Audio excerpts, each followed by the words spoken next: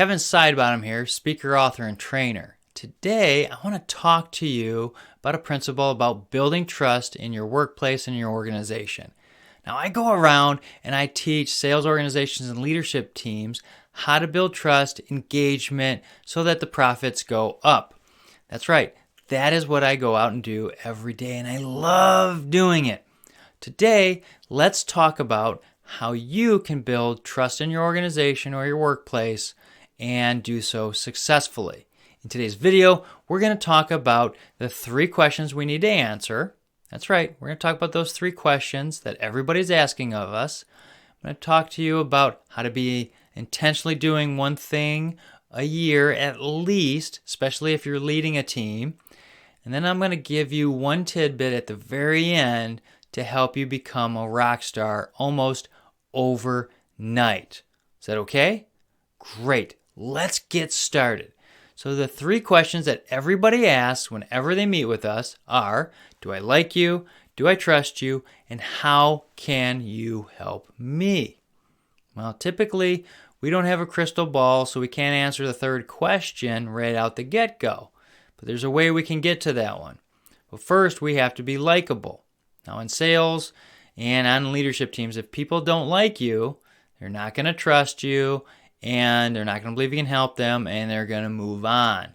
So we need to be likable. So when we're meeting with people, where are we meeting with them at? Where is the area? Is it a loud, chaotic area with heavy machinery going off? Or is it a quiet, inviting area? We need to be cognizant of those areas and how that affects people. Because if it is loud and maybe even gunshots are going off, like in a shooting range, well, people are going to be a little bit more tense when we're meeting with them and having good conversations. So we need to be cognizant. The other thing that affects people is the colors we wear. And that's right. Different colors actually build trust. Bet you didn't know that. Yeah.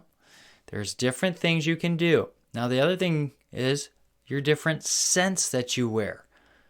Now, we don't have the personality profile of everybody in front of us, so our different scents can actually engage people differently. We need to be cognizant of what that looks like. So typically, I don't wear colognes when I go out unless I'm with my wife, because I know which cologne she likes and what she doesn't. And I typically, when I'm meeting with customers, I'm not wearing cologne. The reason why, different people react differently to the different colognes I wear. So we need to be cognizant of that, and I typically don't wear. Okay? So we need to do this. How do we figure all this out? Well, the great thing is most organizations have profiles or CRMs, which is customer relationship management tools. We need to be populating that with our team. And that's right. We need them to put the information in if we can, or we go populate that, especially if we're a leader of our team. We need to know as much as we can about our team members. What makes them engaged? What makes them not engaged? What are their hopes and dreams? So we populate that with, their names, their dates, their significant other, their kids, their pets, their hobbies, where they want to go. Typically organizations have that where do you want to be in 5 years talk every year at your annual review, which is boring and everybody dreads that. Well, what if we had that discussion as an ongoing statement, but we were populating a CRM? And here's why I recommend this. Anytime I've met with a customer and said, hey, I want to record what we're talking about. Is it okay if I do that? Well, they usually lean in and say, absolutely, because we show we care. We're being intentional with the customer. So we want to do the CRM. We want to populate it. We have to be intentional with our team members. And if you're on a team in your organization or your workplace, go ask people. Learn about them at every engagement that you have with them. Learn something new about them. Not that they're a jerk. What makes them tick? What are they looking for? I've had countless times where someone said, hey, I'm looking for a vehicle. Oh, really? What are you looking for? Well, I'm looking for this or that. I was able to help point them in the right direction because, one, my brother-in-law owned a car dealership, And there was this auction area that people could go as a public that I helped link them up to, especially if you're buying a car for a 16-year-old. You don't want to buy a brand new Mercedes because you know that thing's going to be beat up in the first couple of years. It's not because they're all just bad people. It's because they have to learn. Well, what is it we can learn about those people? What can we populate in that CRM or that profile to add value? And I'm going to warn you right here. A lot of legal teams will tell you, don't do that because you can get pulled in the court of law because of, you fired someone and they're going to say it's because of their age or whatever. Well, that's not why I'm saying you do this. Big companies that are very successful and have a great culture, like Ramsey Solutions, their team leaders and their organization know about each other. They know what's going on because they care, and it helps elevate everybody when we care and we know about them, how we can help them grow. So we need to be doing that. We need to be adding value at every interaction. Now, how do we do that at every interaction? That customer profile that I use, which you can download, I'll give it to you, I don't care. But you definitely need to be using something to record and learn about people. Okay? And when they tell you where they want to go, their aspirations, well, now you're actually being able to help them, whether it's linking them up to other people or you're helping them. That's right. We're adding value and helping them get to a better place.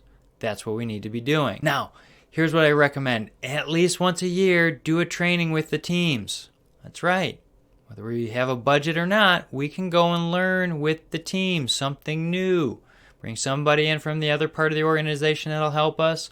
Or maybe we hire someone because we have a budget to come in. But we need to be doing something at least once a year. And then after that training, we need to be doing a debrief. What's a debrief? Well, let me tell you about it. Like Navy SEALs, who are the elite of the elite, every time they're practicing for a mission or they go do a mission, they have debriefs. They go and train and they practice and then they debrief to figure out where they got hung up, what was the best practice, how they can move forward efficiently the next time. And they go and practice over and over and over again so that way when they hit the mission, they're insanely successful, low fallout rate. That is why they're the elite of the elite. We can do that in business. So we just go through our trainings and afterwards we debrief. What did you learn? What was a great insight here? What do you think is going to help you? And when everybody's focused on that, people are going to start pulling these different little pieces off of the discussion and use them in the future. That's a great asset for your team. Okay? So we need to be doing that. Now, here's that tidbit I told you about how to become a rock star overnight. Most organizations will tell you of this grand plan. Salespeople are known for this all the time as they sit there and say all these great things that are going to happen, and hardly any of them actually come to fruition. It erodes trust. What I've learned to do is be a little bit of conservative, not where I don't commit to anything or add anything. I actually say, hey, if it's going to take me 6 days, I'm going to add a couple days, called float. Because I know whenever I rely on a team or something's going to happen, there's going to be some extra dates that actually slide in because something gets delayed. Whether a package didn't get delivered on time or something happened where there was a delay. Well, when I actually hit that date on that 8th day, I look great. Everybody goes, well, he's trustworthy, he's to his word, and we can trust him. Well, what happens if you hit it on that 6th day? Well, now you've undercommitted and overproduced. You do that consistently, you become a rock star. And it's just a little psychological thing you can do, not to be manipulative, but by doing so, you will come out ahead. All right? If you like this video, hit like, share, subscribe. Give it to somebody that this might help as well. Now, if you need to get a hold of me, my contact information, how you can get a hold of me is below in this video. I love doing these videos to help add value. That's why I'm doing it. All right? That's it for this time. We'll see you next time.